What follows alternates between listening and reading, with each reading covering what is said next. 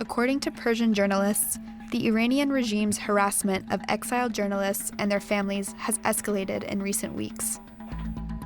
This is Nusha Bograti. He's the editor-in-chief of Radio Farda, the Persian operation of Radio Free Europe, Radio Liberty, headquartered in Prague. He describes the measures Iranian authorities have taken to intimidate him and discredit his name. The intelligence officers have been operating different accounts and different websites in order to defame the journalists, creating false news about them that they see as degrading. About myself, there have been some posts on their websites regarding a sex change operation, allegedly, that I went through.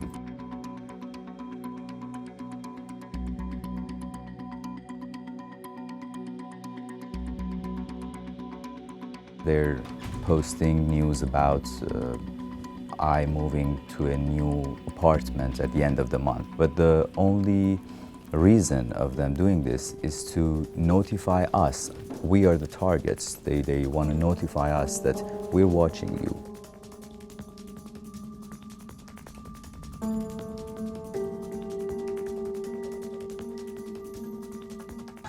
Iran's nationwide protests first erupted in November of this year, after authorities rolled out a sudden petrol rationing scheme and slashed subsidies. This sent fuel prices soaring by up to 300% overnight. The state responded to the unrest with violence and nationwide internet blackouts. According to Amnesty International, over 200 people were killed in the crackdown, though the real death toll is believed to be higher. Meanwhile, Iranian authorities have offered no official casualty list or statement on the number of deaths. Now people on the streets are not just shouting for another reformist to take control of the government. What they're shouting is the collapse of the regime. What they're shouting is down with the supreme leader.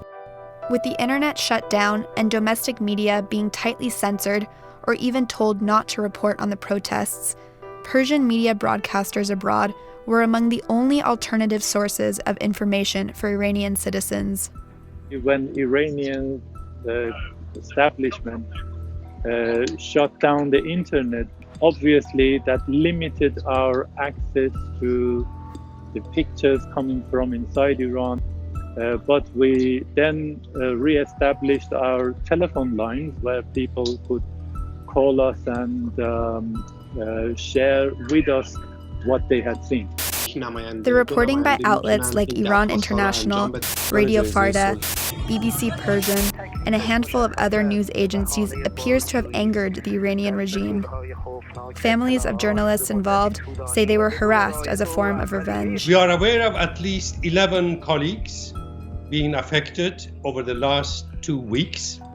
And normally what they do, they summon their parents and siblings to Iranian intelligence ministry headquarters, and they force them to contact their loved ones and to tell them to resign immediately. And then they say if they don't resign, we will bring them back to Iran as we have done to other peoples in recent months. Any kind of suppression of free flow of information is, of course, immoral. But this is in particular immoral because the people who are implicated in this campaign have got nothing to do with the job that the journalists are doing outside Iran. Alongside the estimated 7,000 people arrested during the protests, multiple local journalists and photojournalists are also confirmed to have been arrested. And in another turn of events, Iran's judiciary recently announced the confiscation of all assets belonging to journalists associated with Iran International. Authorities say they consider the journalists as terrorists.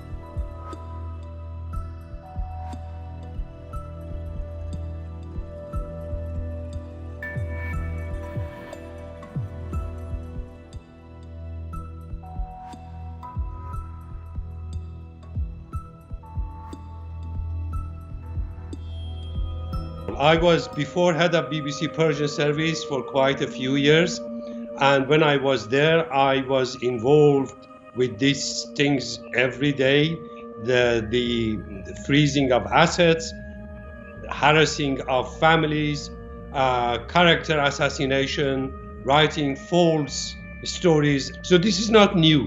Given the fact that during the past weeks, the Islamic Republic has been facing one of its greatest crises during its existence during the past 4 decades, of course, it intensified the pressure that it's applying against journalists outside the country. Despite the risks, reporters like Saba and Barghouti intend to continue their work.